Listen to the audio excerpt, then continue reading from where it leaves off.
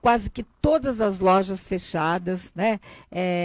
Com placas de aluga-se, aluga-se. Então a gente percebe que essa parte da economia aqui no Brasil todo, vamos dizer assim, eu estou falando de São Paulo, a coisa está feia, a gente está muito complicada. Se Deus o livre, a gente precisar fechar tudo de novo, aí eu não sei o que vai acontecer, não sei aonde vamos parar. Mas será que estamos correndo esse risco? Vamos conversar agora com o psicólogo Alexander. Boa tarde, Alexander. Oi, boa tarde, boa tarde, Aneline. Obrigado aí pela essa rádio que eu tanto adoro, que eu tanto tenho um carinho e uma estima muito profunda. E mais uma vez, obrigado pela oportunidade de estar tecendo aqui algumas palavras aí para vocês e para todos os seus ouvintes. A gente aqui agradece a sua participação, a gente agradece você dedicar um tempo aí para participar aqui do nosso programa e para nos explicar, para nos esclarecer um monte de coisas, né? Enfim, para deixar com que as pessoas se acalmem um pouco mais, porque com essas notícias fica todo mundo muito preocupado. Afinal, por que algumas pessoas cumprem isolamento e outras não? Bom, eu acho que, em primeiro lugar, é importante a gente fazer a distinção de nomenclatura. Nós temos 3 distinções de nomenclatura. Nós temos distanciamento social, tá? Que ainda é o correto praticar, que ele pode ser praticado desde o começo da pandemia ao longo dela, quer dizer, você evitar de encontrar aquelas pessoas que são grupo de risco, isso é distanciamento social, porém, distanciamento social não significa distanciamento emocional. Você pode manter o contato via virtual, como a gente está falando aqui, contato telefone, WhatsApp, Zoom, etc, etc. Aí nós temos o isolamento social. O isolamento social, ele é tão e única e exclusivamente utilizado quando a pessoa está contaminada, para não contaminar outra.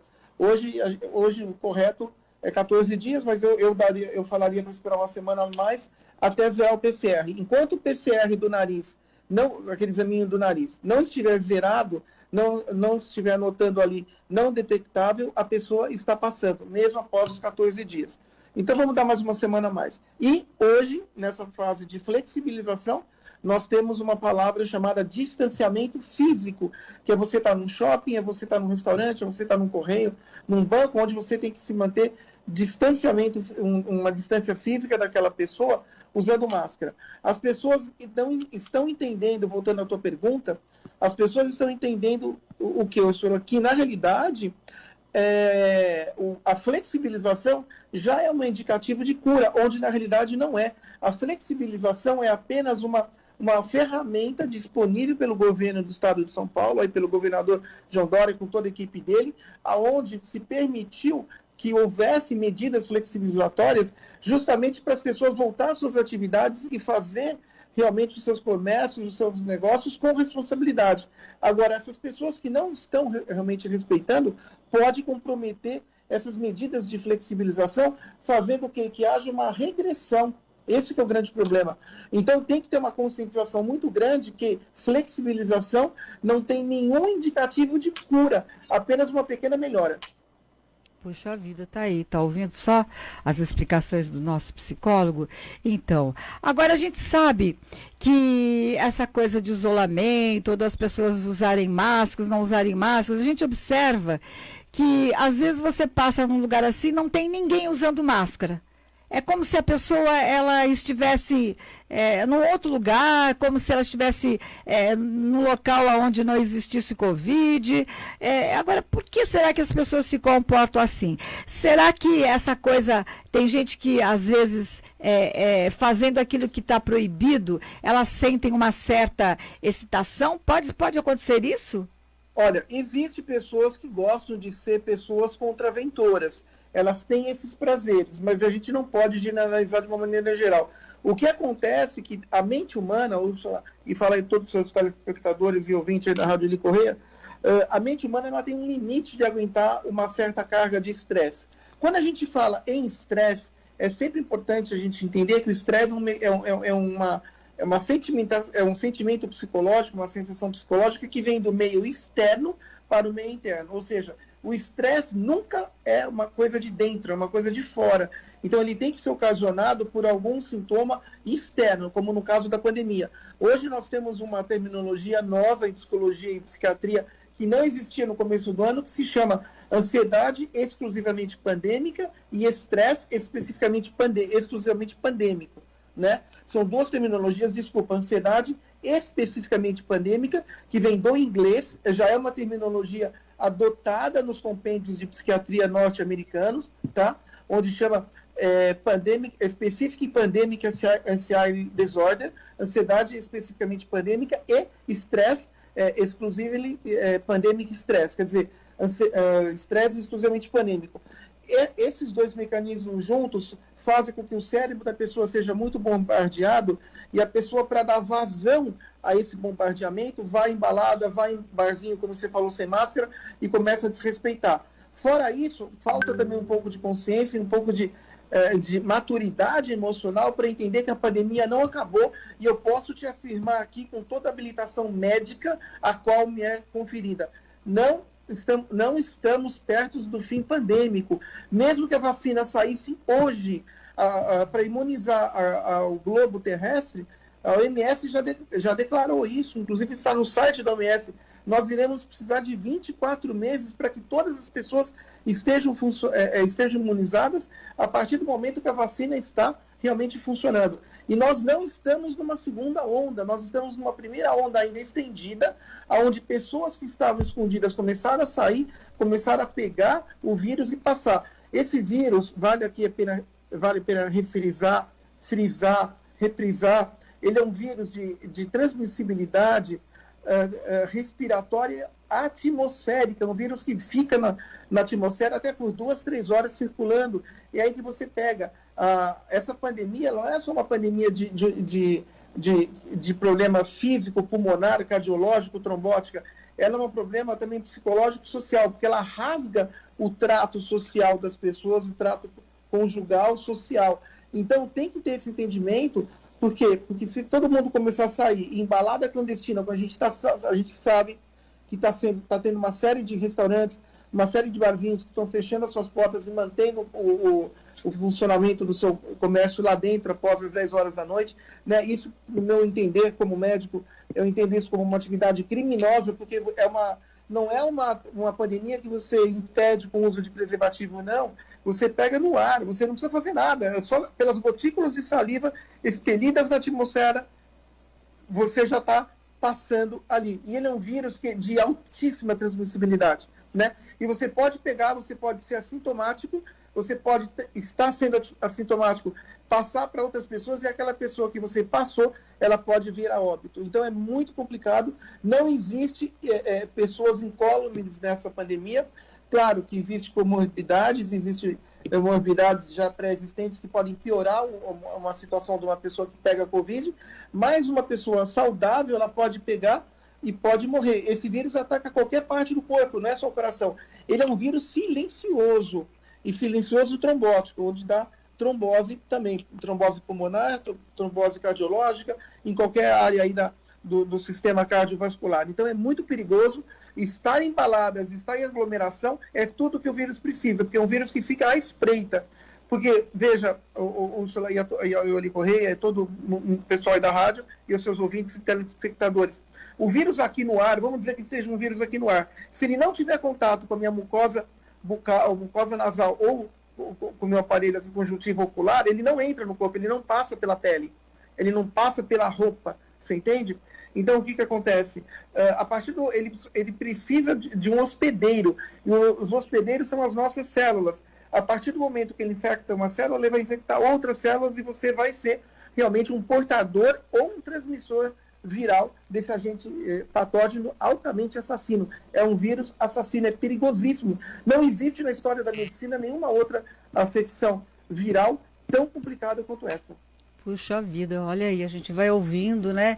A gente vai ficando aí totalmente apavorada, porque, conforme você disse, nós estamos uma nova onda, estamos ainda com o reflexo da primeira, vamos dizer onda. assim. O que caracteriza, veja, isso é importante, o que caracteriza o final da primeira onda para o começo de uma nova onda, você tem que ter um decréscimo de casos muito grandes, aí você tem esse decréscimo, você tem a estabilização desses casos, e aí os casos começam a subir. Quando os casos começam a subir na segunda onda, a segunda onda sempre é acompanhada de uma mutação. Não dá para predizer, não existe isso, não dá para você prever se essa mutação vai ser pior ou se essa mutação vai ser mais fraca ou mais forte. Geralmente é mais forte. E aí que vem o perigo, que é o que está acontecendo na Europa agora. Tá? Só que o Brasil não é Europa. O Brasil não tem, infelizmente, nós temos mais propriedades naturais de riquezas naturais, mas nós não temos as condições econômicas que os Estados Unidos têm e que os europeus têm para lidar com ondas sucessivamente. Então, entra realmente a responsabilidade. Eu faço até um apelo aqui à prefeitura, aos órgãos de fiscalização, que fechem, multem e cancelem essas baladas clandestinas, proibindo festas. Festas hoje viram uma atividade criminosa, porque é aí que você vai passar. Uma festa, por exemplo, de 100 pessoas, 30, 40 podem sair de lá contaminadas. E veja, e você tem o fator R, né? Que é o fator de transmissão que a gente chama. Então, o fator R1, por exemplo, o que acontece? Você contamina, então, eu e você aqui na sala. Eu estou contaminado, eu passei para você, é o fator R1. Se tem 5 pessoas aqui na sala, eu passei para 5, e essas 5 vão passar mais para os 25, e essas 25 vão passar para as 500, e 500 vão passar para 5 mil. E aí vai embora. Você perde realmente a noção da onde que começou, né? Então, a máscara tem que ser usada o tempo inteiro, independente de você estar sendo sintomático ou assintomático. Então, a máscara, por enquanto, junto com lavar o rosto, lavar as mãos várias vezes ao dia, usar o álcool gel, chegar em casa, tirar toda a roupa que usou antes de botar essa roupa para lavar, passar ali o lisofórmio, passar esses sprays de álcool 70 líquido, é muito importante. Como também as pessoas nos seus próprios automóveis pegam o álcool spray, o álcool 70 spray como aerosol, e joga um pouco no ar-condicionado do carro para limpar ali o ambiente do ar-condicionado do carro, é muito importante. Manter o nariz lubrificado, manter uma escovação de dente, com colutórios bucais mais prolongados, desses que duram 12 horas na boca, é essencial para prevenir. Não é que você não vai pegar, mas você pode prevenir, você pode estender, né, essa contaminação. Então, as pessoas também estão muito, o nível de estresse pandêmico está muito alto. E esse nível de estresse pandêmico, às vezes a pessoa não é responsável, mas ela chegou no limite de aguentar ficar distanciada. Ela precisa do convívio social. E ela não entende que esse convívio social, infelizmente, nesse momento, e eu também, como tantos outros profissionais da área médica do mundo, estamos tentando trabalhar da melhor maneira possível para que essa situação se reverta e a vida volte ao normal. A pessoa não aguenta e ela vai para uma balada, ela vai para uma festa, achando que a flexibilização é um motivo de cura. E onde, na realidade, a flexibilização com a cura não tem nada a ver. Ao contrário, se essa flexibilização não for respeitada, nós vamos ficar regredindo nas fases e vamos voltar àqueles índices catastróficos no começo do ano. Então tem que ter responsabilidade, as pessoas têm que realmente se cuidar, tem que usar várias máscaras ao longo do dia, lavar a mão e lavar muito bem a mão. Tela de celular tem que ser limpada todo dia, porque o vírus dura 28 dias em telas planas de celular, de tablet, de relógio, enfim. A gente percebe que, de uma certa forma, as pessoas foram relaxando um pouquinho nesses cuidados, né? Porque no começo todo mundo chegava em casa, primeira coisa lavava as mãos, as pessoas desinfetavam os celulares, se você ia ao supermercado, quando você chegava, não sei se adiantava ou não, mas a gente até jogava um pouco de álcool nos saquinhos, nas coisas que estavam expostas. Aí aos poucos as pessoas foram relaxando. E uma coisa que a gente percebe também, que agora nem todos os estabelecimentos tem lá alguém para medir a temperatura, ver se você está com febre ou não, né? Nem todos os estabelecimentos estão fazendo isso, quer dizer, muitos já deixaram isso. A gente não vai dizer que isso tudo é uma prevenção, é uma coisa que vai fazer com que você não pegue o vírus, mas sempre ajuda um pouco, né? Sim, claro, isso tudo são medidas preventivas, assim como uma boa alimentação, um bom ciclo vitamínico, né? Acho que tem nutricionistas aí fantásticos que podem indicar essas vitaminas ou procurar os seus médicos imunologistas, infectologistas para dar as orientações corretas nos procedimentos, realmente em relativo à alimentação, relativos ali à vitamina, mas eu já posso te adiantar que vitamina D de Daniela e os zincos são importantíssimos para fortalecer o seu sistema imunológico. Veja, um sistema imunológico forte vai combater melhor essa pandemia, mas, de novo, eu peço que as pessoas procurem os seus médicos, os seus nutricionistas, eles estarão mais capacitados a dar essas orientações. Agora, ter a condição emocional, a fazer um exercício de conscientização, onde esse exercício de conscientização pode ser muito funcional, no caso de sair no barzinho, quer tomar sua cerveja, se afaste de outra pessoa, toma lá, depois você volta e conversa com a máscara de novo. Porque o grande problema do vírus é o expelir das gotículas, né? Então, em inglês, como a gente fala, é o droplets, né? Que é o droplets in the atmosphere, quer dizer, as gotículas na atmosfera, são essas gotículas que são fatais e pegam nos objetos. Por isso que a gente limpa os objetos com álcool gel, porque elas não só ficam na atmosfera, como se acoplam em qualquer substância de superfície, em qualquer superfície.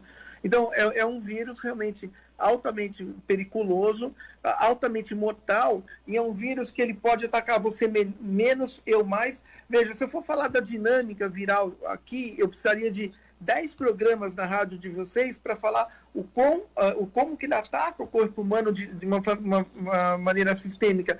Ele é um vírus que ataca sistematicamente o corpo humano, e não só apenas o coração, o pulmão, mas ataca o coração. É um vírus trombótico, é um vírus silencioso. Então, na realidade, o que acontece? Você pode não ter dispneia, que seria a falta de ar, e a hora que você vê, o seu pulmão já tem um comprometimento sério. Né? Porque o grande problema desse vírus, ele causa uma terminologia nova hoje em inglês, que a gente chama de hipóxia, que seria o quê? A morte feliz pela falta de ar, traduzindo ao pé da letra, onde ela não dá a falta de ar. Você vai tendo uma descentralização de oxigenação, você vai tendo essa desoxigenação, né, circulatória, onde seus órgãos deixam de ser regrados, você começa a entrar em falência de órgãos, e a hora que você viu, você já tem ali uma oxigenação totalmente deficiente, precisando de oxigênio, precisando ser internada, né, ocasionando comprometimento de uma série de tecidos orgânicos e uma série de órgãos também do organismo, sem você sentir. Algumas pessoas sentem falta de ar, claro, outras não. Esse vírus, ele não tem uma dinâmica homogênea, a dinâmica dele é completamente heterogênea. Então, é uma dinâmica muito variável, varia de pessoa para pessoa e de apresentação física para apresentação física. A gente então percebe, a gente sabe, né, a gente já, pelos casos que nós temos tomado conhecimento, tudo aí, de que é um vírus altamente perigoso, né, e tudo mais. Agora, me diga por que de repente, tem pessoas que convivem, por exemplo, marido e mulher. O marido pega o vírus, a mulher dorme ao lado do marido, porque ela não sabia que o marido estava contaminado, né? Tá. E ela não pega. Bom, existem vários fatores para isso, tá? Existem vários fatores. A carga viral pode ser uma das explicações, quer dizer, a pessoa teve ali um vírus, mas a carga viral dela não era uma carga viral tão suficientemente maligna para passar, tá? Já passou o tempo de contágio e eles talvez nesse tempo de contágio não tiveram ali uma relação tão profunda, uma respiração tão profunda para que realmente pudesse pegar, e também envolve ali a própria dinâmica viral, essa questão da dinâmica viral ser totalmente alternada desse vírus, ela não seguir uma linearidade, como também pode envolver aspectos do sistema imunológico dessa pessoa que não se contaminou. Então, ela tem ela tem um hiper sistema imunológico forrado de anticorpos aí para combater os vírus, e esses anticorpos conseguem realmente bloquear essa ação viral a partir do momento da acoplagem das células, porque o vírus ele se acopla no organismo através dos receptores das células. E às vezes você tem um belo de um sistema imunológico impedindo que essa acoplagem, através da mucosa nasal, da mucosa bucal e dos próprios tecidos conjuntivos, não consigam realmente fazer esse percurso e esse vírus ser realmente coibido, né, de entrar no aparelho imunológico dessa pessoa e se replicando. Então, e aí a pessoa não pega. entendeu? São as explicações aí mais plausíveis, mas eu não teria aqui como te afirmar o porquê que uma pessoa, além disso, o porquê que uma pessoa pega e o porquê que uma pessoa não pega. São mistérios da imunologia, são mistérios do aparelho imunológico, como tantas outras pessoas, como tantas outras afecções virais, alguém pode pegar e alguém não pode pegar. E alguém pode pegar mais sério, e aí nesse caso envolve as comorbidades já existentes ou morbidades já existentes. O que eu posso te falar é que pessoas que tenham morbidades já existentes cardiológicas estão muito mais suscetíveis a pegar esse vírus do que uma pessoa que não tenha, por exemplo, uma taxa de gordura alta ou uma pessoa que não tenha ali uma afecção cardiológica importante. Pode ser uma das razões. Agora, e o sistema imunológico pode combater, depende agora, tem que ver também a carga viral, né? Como é que está a carga viral dessa pessoa que se contaminou, se está muito alta e se é passível de ser transmissível para aquela pessoa a qual ela convive. E tem que ver como é que a qualidade desse convívio. É um convívio muito íntimo, é um convívio muito próximo, tem muita trocação de saliva, aquela coisa toda. Lembrando que esse vírus ele não passa pela parte sexual, desde que você tenha usado preservativo, alguma coisa nesse sentido. Uma relação sexual com preservativo e com máscara não pega, entendeu? Certo. Se você estiver ali com máscara, com as mãos limpas, com álcool gel, você pode ter a sua relação sexual íntima, desde que o preservativo esteja sendo utilizado e desde que não haja contato oral mais efetivo. Aí você vai ter que recorrer ao lubrificante. Então, muitos casais também não pegam por causa disso. Eles têm uma proteção ali sexual íntima muito, muito contundente, muito significativa, impedindo realmente esse contato. É outra explicação também que muita gente não pensa nisso. Então, tem muitos casais que estão tendo uma vida íntima sexual com máscara e com preservativo. Tá certo. Sem beijo na relação sexual. Tá certo. Muito bem, então tá aí. Conversamos com o psicólogo Dr. Alexander, né, que falou a respeito aí desse terrível vírus da Covid, da contaminação e dos cuidados todos que devemos ter. Então, para finalizar a sua participação no nosso programa, o recado que você deixa para todos aqueles que estão nos ouvindo. A conscientização, basicamente, associada com a conduta de responsabilidade. Isso significa o quê? Manter o distanciamento social e praticar o afastamento físico quando estiver em ambientes sociais. Shopping, banco, correio.